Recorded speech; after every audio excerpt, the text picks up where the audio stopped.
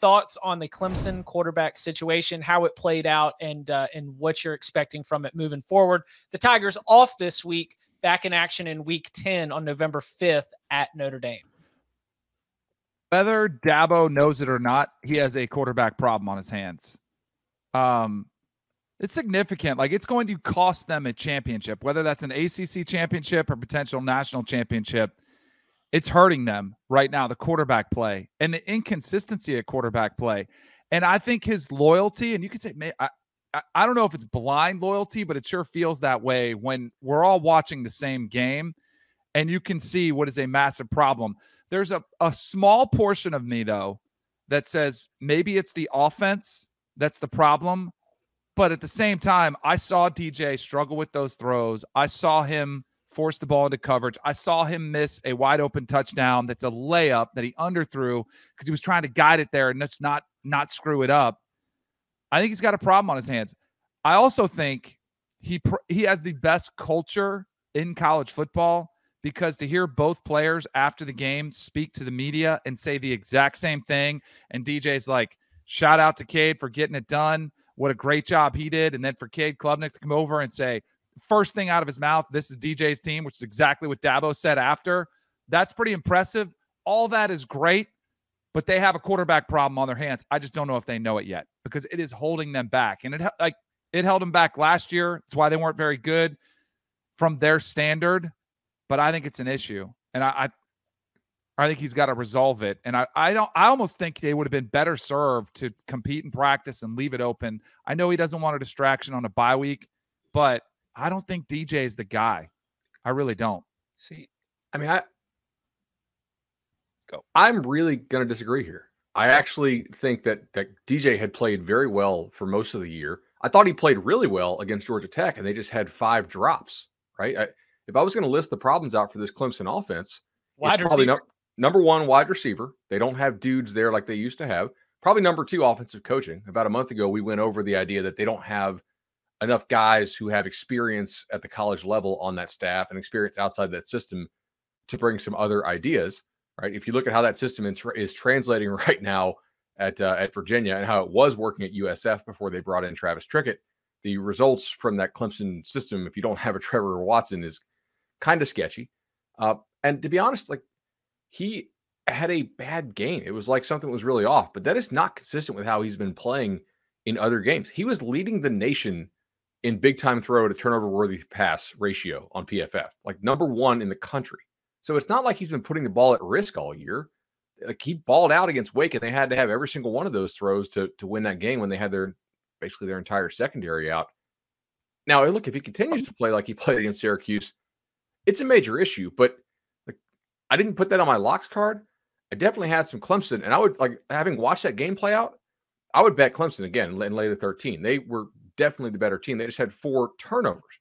Klubnik was 2 of 4 for 19 yards. It's not like he played well. Yeah, I'm with Bud on this one. I thought DJ's been playing really well all year. He just had a bad day. And that's the other thing, too, like what you said at the end there. If, like, Klubnik had been, Club Lit, I feel like you might have more of a kind of a basis for doing it. But Klubnik came in, and I didn't really think Clemson's offense got any better in the game. I think they just stopped, Syracuse just stopped scoring. The defense kept them in, and they won the game. Will Shipley rips off a 50-yard touchdown run, and they just decide, all right, we're just going to hold the ball, and we're just going to run it, and we're just going to lean on Syracuse's defense, which is getting exhausted because Garrett Shrader can't get a first down. I mean, look, great way to squeeze the air out of the game and try to win it, but Syracuse was in plus territory trying to go get a game-winning score at the very end. Defense came up big with an interception. Sorry, Dan. I would take Clemson every time with Bud. Shout out to Paul, who beat me in the lock fight. Congrats. But I would still take Clemson too. The 14-point swing, that was Clemson going in to score. DJ coughs it up. It's scoop. That's a big turnaround. That kind of, and then the more you keep a team like Syracuse in the game, they're going to feel their confidence grows. But then you can tell that Clemson started to squeeze it a little bit tighter. I'll put it this way. I don't think they win a championship with DJ. Definitely not. Agreed. But I don't know if they can with Cade. I totally agree with what you guys are saying. It's not like he blew you away. He made a nice play on the 2-point conversion, but we saw DJ make really nice 2-point conversions against Wake Forest too. I just feel like DJ does not strike fear in you the way that the other quarterbacks on top level teams, championship level teams do. And I think that's a problem for him. Shout out to Felder, by the way. I don't know if you guys read the Felder Bulletin, North Carolina guy. He had a pretty good note in there today about how he hates how Clemson runs DJ and how they need to think about running him differently because he's not quick, right? He's a guy who sort of builds to that top speed. Yeah, exactly. Like the top speed is actually pretty good once he gets to that top speed, but he thinks Clemson needs to run the ball differently with DJ, which could be interesting to see. I can't stand their offense. I don't like the way they run their quarterback. I don't like it's. Is it in slow motion? Yes. It feels like nothing moves very quickly with the way they handle their business. Do you want that Cade quote, by the way? Sure. All right, let's see. Hey, what did DJ say to you in the locker room after the game? You know, he just came up to me first of all, and he told me he was so proud of me, just proud of me for playing my game, and you know the preparation we've been doing over the past 10 months together.